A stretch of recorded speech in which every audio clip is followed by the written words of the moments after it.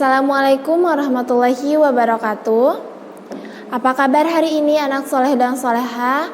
Semoga kita semua selalu diberikan kesehatan, selalu dalam lindungan Allah Subhanahu wa Ta'ala. Alhamdulillah, hari ini kita masih diberikan kesempatan untuk senantiasa bisa belajar, meskipun belajarnya secara daring, yaitu belajar di rumahnya masing-masing. Dan alhamdulillah juga kita semua masih diberikan kesempatan, masih diberikan umur, masih diberikan kesehatan juga oleh Allah Subhanahu wa Ta'ala dengan bisa mengikuti saum di bulan Ramadan ini. Nah, sekarang saum sudah menginjak hari ke-7 ya. Dimulai kemarin hari Selasa, sekarang sampai hari Senin udah 7 hari saum. Nah, bagaimana anak soleh dan soleha saumnya? Bolong-bolong gak? Nah, jangan bolong-bolong ya.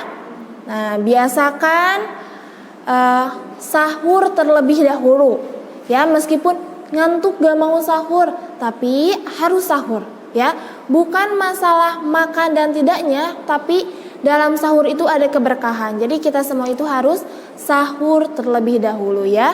Sebelum saum itu kita harus sahur. Selain mendapatkan berkah, kita juga insya Allah kalau sahur itu jadi kuat ya, menahan laparnya.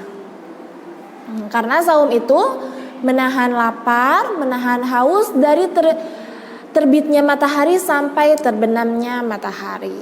Oke, anak soleh dan soleha, hari ini kita akan belajar mata pelajaran tematik ya.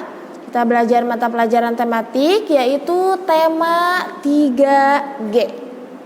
Masih tema 3G ya.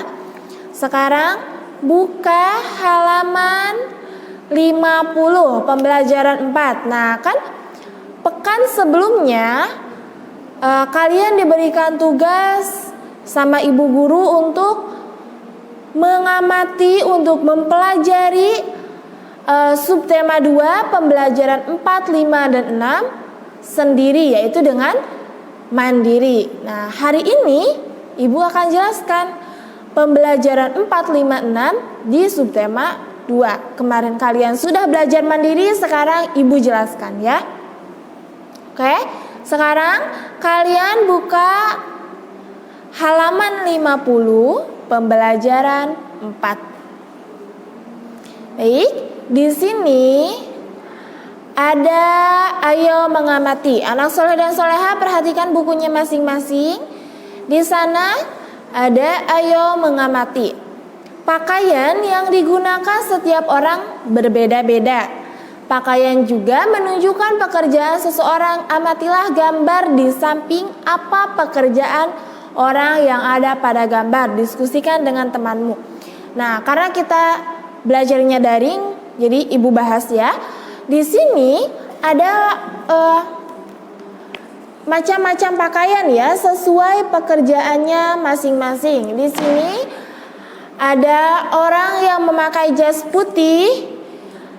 Nah, itu biasanya bekerja sebagai dokter. Nah, jadi pakaian itu menentukan profesinya. Terus ada juga yang memakai topi seperti chef. Nah, berarti pekerjaannya ini seperti chef. Gambar ketiga, ini pakaian pemadam kebakaran.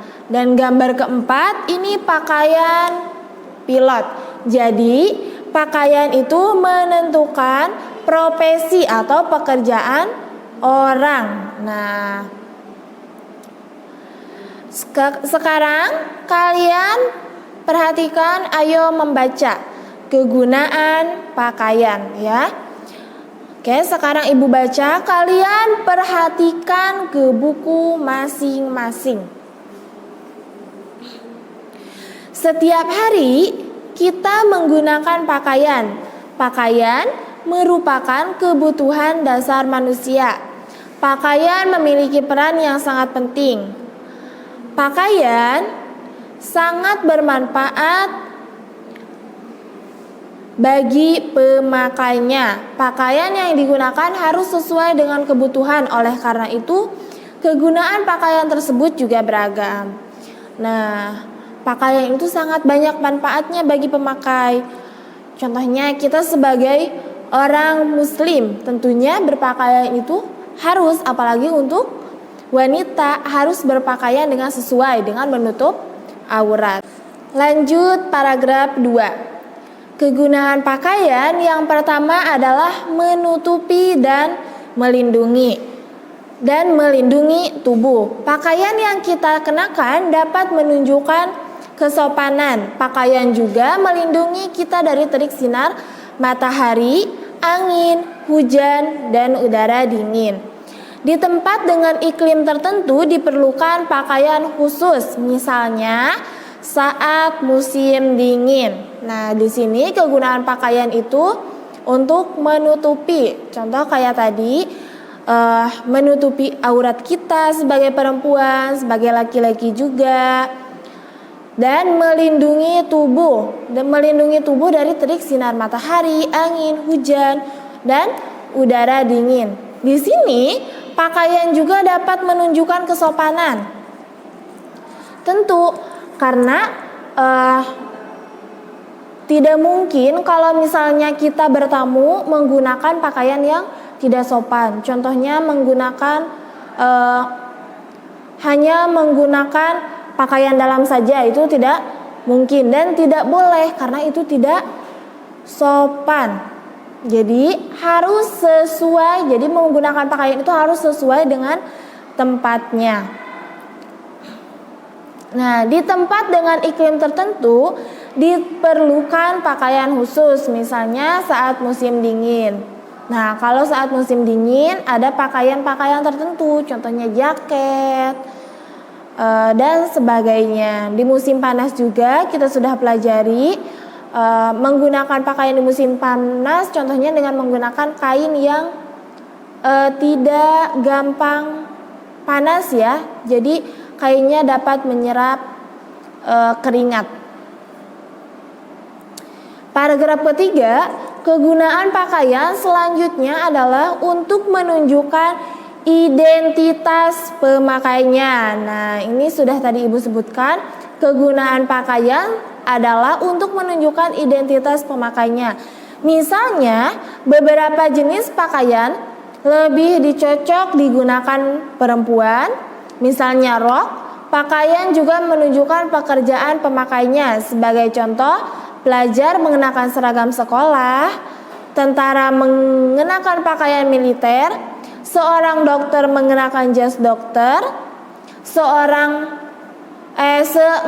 selain itu di Indonesia terdapat pakaian adat yang menunjukkan suku bangsa. Nah, jadi pakaian itu kegunaannya selain menutupi dan melindungi tubuh, juga berfungsi untuk menunjukkan identitas kita. Contoh tadi, sekolah SD kita Nurul Islam dengan sekolah lainnya pakaiannya tentu berbeda karena itu untuk menunjukkan identitas.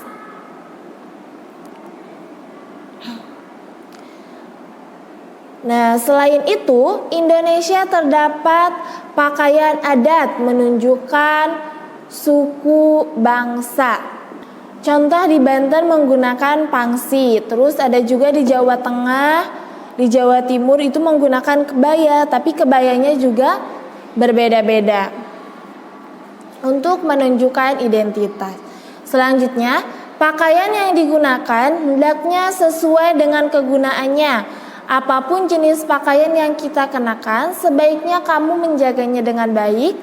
Berhati-hati ketika mengenakannya agar tidak mudah rusak setelah digunakan. Pakaian juga harus dicuci sampai bersih. Nah, jadi kita juga harus menjaga pakaian kita.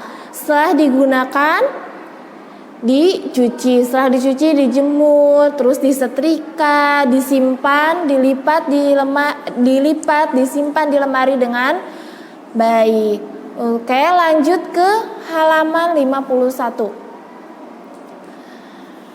Nina, Deli, dan Lani berteman baik. Pada waktu tertentu mereka bermain bersama. Ketika bermain, mereka mengenakan pakaian sehari-hari yang sesuai untuk bermain. Deli selalu mengenakan kerudung dan pakaian yang menutupi seluruh tubuhnya. Lani mengenakan kaos lengan pendek dan celana panjang. Nina mengenakan kaos pendek dan celana yang panjangnya di bawah lutut. Nina, Deli, dan Lani berteman baik. Mereka bermain bersama dengan rukun. Mereka juga saling menolong, bekerja sama, dan saling menghargai. Nah, di sini juga kita tahu ya bahwa pakaian itu berbeda-beda. Pakaian untuk main, pakaian untuk tidur, pakaian di rumah itu beda.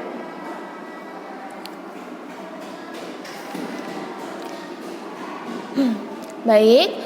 Sekarang lanjut ke halaman 53. Kalian perhatikan halaman 53. Di sana ada ayo berlatih. Nah, di sini kemarin kalian sudah isi. Jika ada yang salah ketika pengisian, salah pemahamannya, kalian boleh betulkan. Di sini Ibu akan jelaskan gimana pengisiannya ya, bukan memberitahu jawabannya. Di nomor 1 itu tuliskan 3 kalimat yang berkaitan dengan kegunaan pakaian dalam kehidupan sehari-hari. Nah, jadi kalian membuat kalimat yang berkaitan dengan kegunaan pakaian dalam kehidupan sehari-hari. Jadi kalimatnya itu tentang kegunaan pakaian. Kalimatnya membuat sendiri ya. Tidak melihat ke teks, jadi kalimat buatan sendiri. Nomor 2, di kelas Nina akan diadakan acara yang menampilkan pakaian sesuai pekerjaan. Setiap siswa bebas menentukan pekerjaan yang diperankan.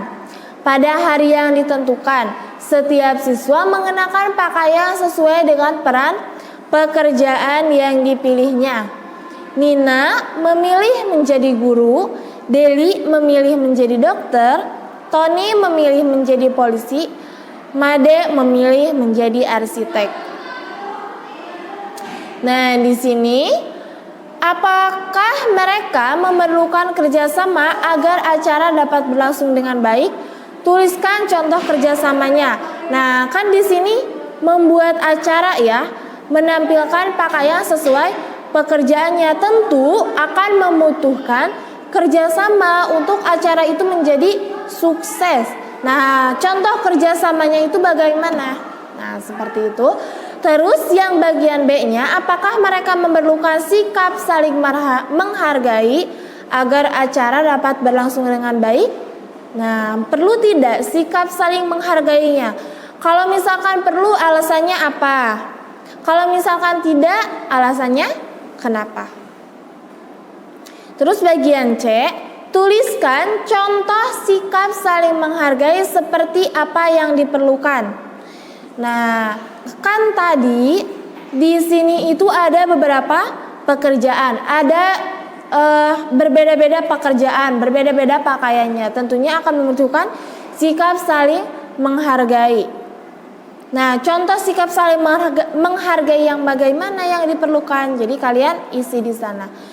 Yang nomor 3, tuliskan secara singkat langkah-langkah melakukan gerakan meluncur. Nah, di sini kalau nomor 3 ada di halaman 52. Ada di ayo peragakan. Oke, sekarang lanjut ke halaman 54, pelajaran 5. Ayo mengamati.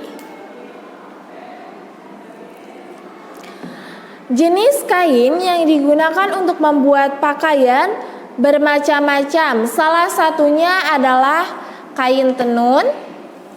Tahukah kamu proses pembuatan kain tenun?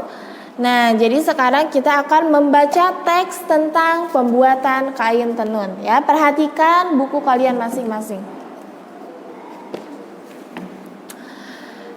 Kamu tentu mengenal kain tenun, ya kan? Kita sudah tahu kain tenun, sudah tidak asing di telinga kita. Kain tenun itu apa? Kain tenun merupakan kain tradisional Indonesia yang memiliki berbagai corak yang indah. Kain tenun di setiap daerah memiliki ciri khas corak masing-masing.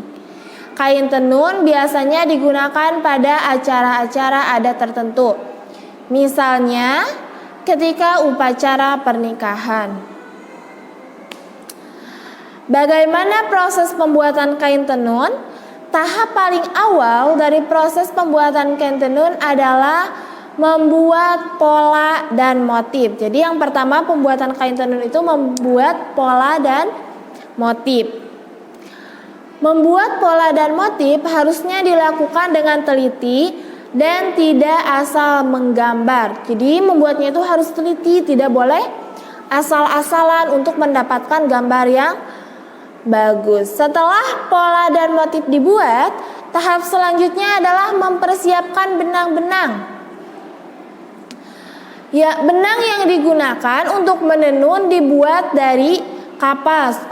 Jadi benang yang dibuat untuk menenun itu dari kapas. Kan sebelumnya kita sudah belajar kalau benang itu terbuatnya ada yang dari ulat, terus ada yang dari bulu kambing, ya.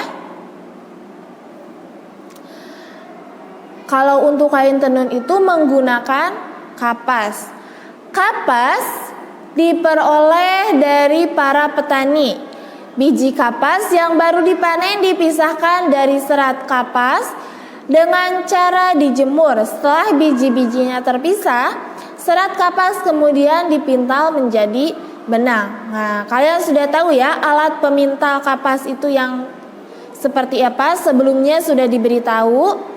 Nah, setelah dipintal, benang diwarnai sesuai motif yang ingin dibuat.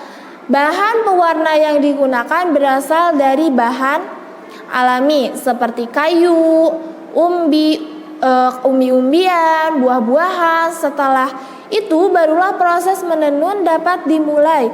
Proses penenunan ini menggunakan alat tenun bukan mesin atau yang disebut ATBM. Proses penenunan dimulai dari ujung kain, dilanjutkan sesuai dengan motif kain.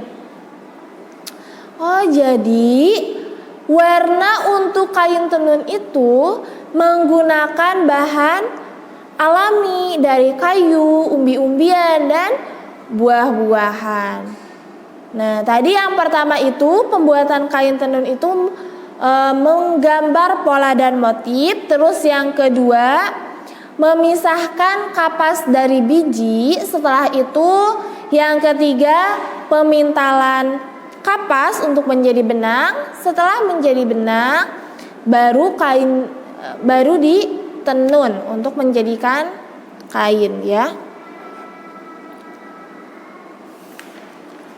Oke. Sekarang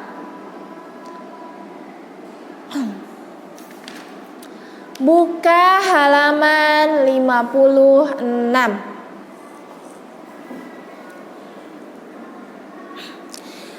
Di sini ada ayo membaca. Selain dibuat pakaian, kain tenun juga dapat menjadi benda lain. Misalnya taplak meja. Ibu mempunyai taplak meja dari kain tenun berbentuk persegi. Ibu meletakkan jadi kain tenun itu bukan hanya dibuat untuk pakaian, tapi juga bisa dibuat untuk taplak meja, mungkin tas dan yang lainnya. Nah, di sini ibu meletakkan taplak di atas permukaan meja. Taplak dan permukaan meja berukuran dan berbentuk sama. Perhatikan gambar berikut. Oke, sekarang anak soleh dan solehah perhatikan ke bukunya. Di sini ada persegi yang berwarna hijau. Itu taplak meja. Terus di sampingnya lagi ada persegi 4 yang berwarna coklat, itu permukaan meja. Nah, meja ya, meja. Taplak meja Diletakkan di atas permukaan meja, lalu diputar. Cara taplak menepati permukaan meja tersebut dinamakan simetri. Dalam satu putaran penuh dan titik pusat tertentu, bangun datar dapat menutupi bingkainya barangkali jika banyaknya lebih dari satu kali. Dikatakan bangun tersebut memiliki simetri putar. Simetri putar pada bangun datar. Yang pertama, kita akan menentukan simetri putar pada bangun persegi. Nah, perhatikan. Di sini ada persegi A, B, C, D yang sudah ditempatkan pada bingkainya dengan nama A, B, C, D. Juga sama ya. Perhatikan. Titik A ada di titik A, B ada di B, C ada di C, dan D juga ada di D. Sekarang akan kita putar. Putaran pertama atau seperempat putaran. Ya, ternyata bisa menempati bingkainya dengan tepat. Putaran kedua atau setengah putaran bisa menempati bingkainya dengan tepat. Putaran ketiga bisa menempati bingkainya juga dengan tepat. Putaran keempat, nah persegi ini masih bisa menempati bingkainya dengan tepat. Jadi selama diputar satu putaran penuh, persegi A, B, C, D bisa menempati bingkainya dengan tepat sebanyak 4 kali. Maka simetri putar pada bangun persegi ada 4 simetri putar. Baik, kita akan lanjut pada pada lingkaran ya sekarang. Perhatikan baik-baik. Ini sudah Bu Yana beri tanda sebagai titik awal. Kita akan putar.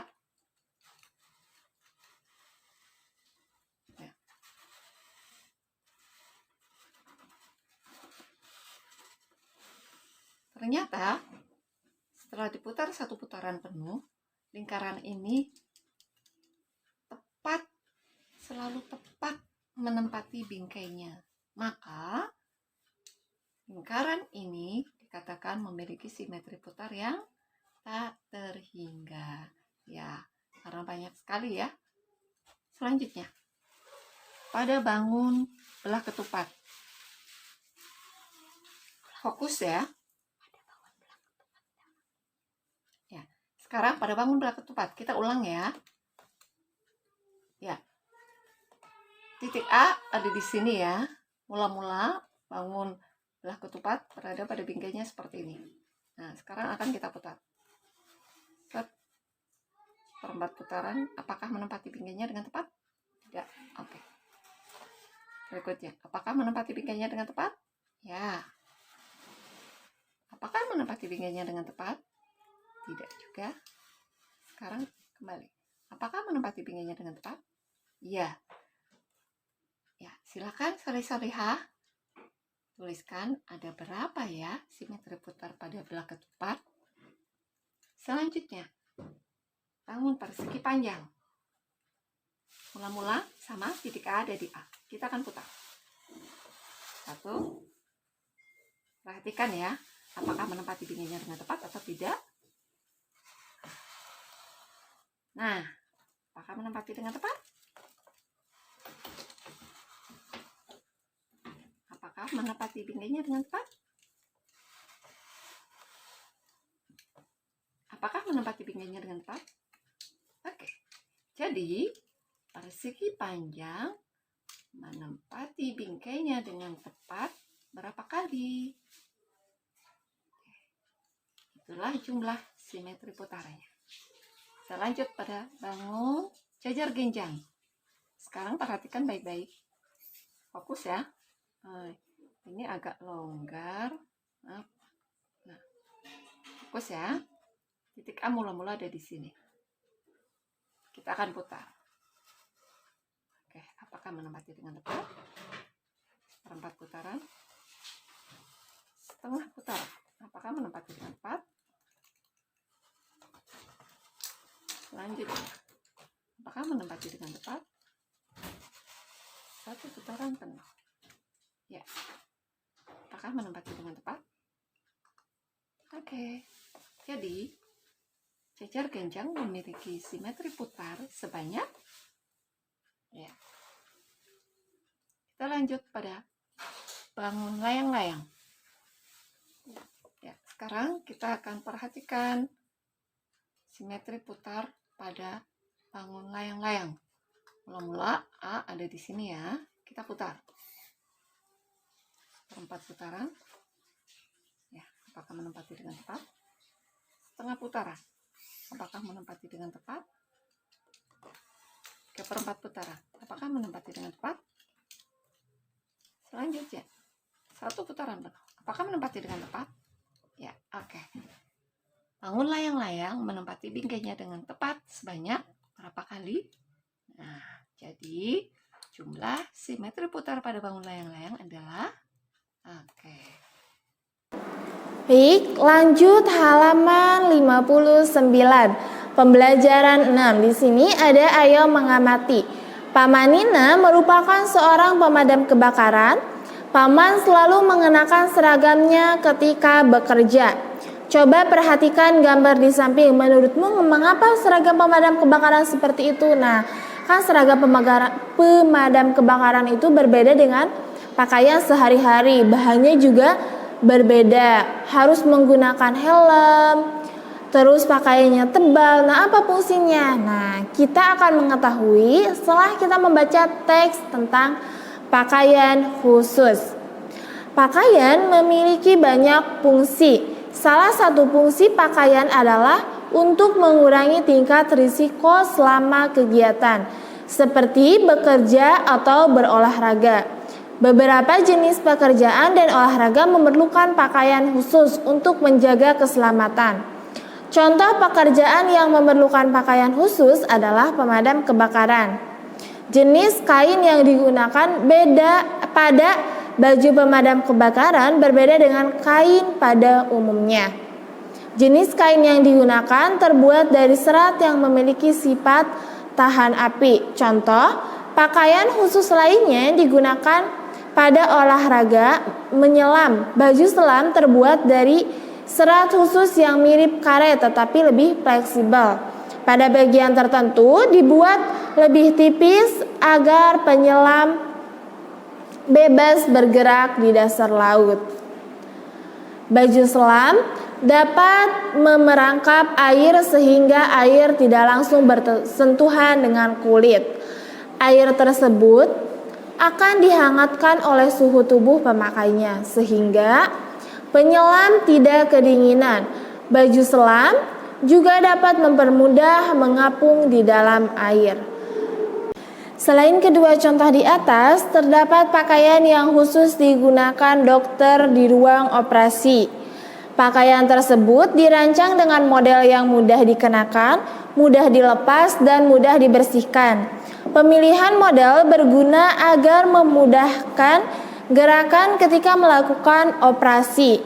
Jenis kain yang digunakan adalah kain katun atau linen yang lembut. Setelah digunakan, pakaian dicuci, dikeringkan, dan disterilkan dari kuman.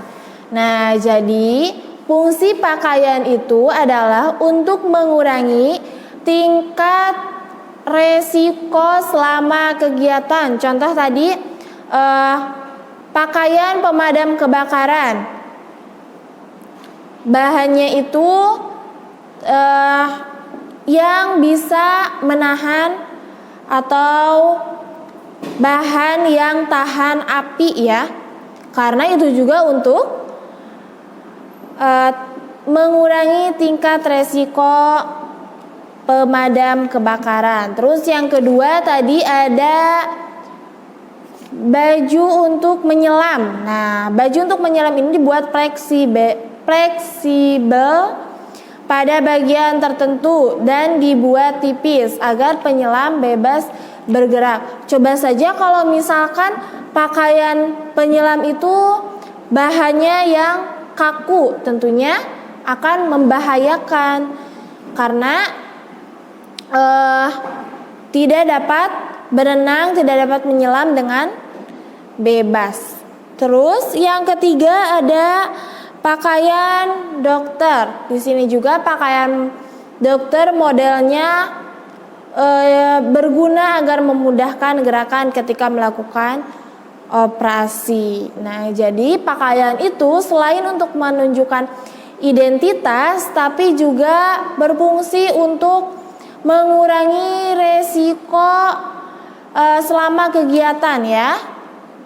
Selain tadi fungsi pakaian itu menutupi, terus melindungi tubuh, terus juga mengurangi resiko kegiatan. Terus banyak lagi ya fungsi-fungsi pakaian. Nah, jadi pakaian itu bermacam-macam ya, sesuai dengan kebutuhan. Karena pakaian itu menunjukkan identitas, terus juga dapat melindungi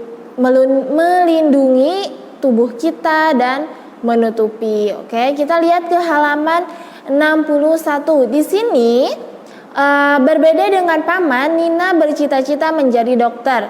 Ia terpilih dalam program dokter kecil. Nina bertugas untuk selalu bersikap dan mengajak siswa lain untuk berperilaku sehat. Nina berusaha menggapai cita-citanya. Nah, jadi di sini Nina itu bercita-cita menjadi dokter. Nah, pasti anak soleh dan soleha juga memiliki citanya masing-masing ya. Ada yang ingin menjadi dokter, terus ada yang ingin menjadi polisi, ada yang ingin menjadi guru, dan masih banyak lagi. Kalian mempunyai cita-cita yang berbeda. Tapi meskipun kalian mempunyai cita-cita yang berbeda, kalian harus tetap saling menghargai, harus saling menghormati, tidak boleh mengejek perbedaan teman kalian, tidak boleh mengejek cita-cita teman kalian. Apapun itu perbedaannya, mau beda dalam cita-cita, makanan kesukaan, baju, apapun, pokoknya kita harus saling menghargai dalam perbedaan, tidak boleh saling mengejek. Nah, jadi untuk hari ini sekian. Jika ada yang tidak paham atau ibu menjelaskannya terlalu cepat atau kalian tidak paham, penjelasan ibu kurang dipahami, kalian boleh tanyakan langsung di WA ibu ya. Dicukupkan sekian. Wassalamualaikum warahmatullahi wabarakatuh.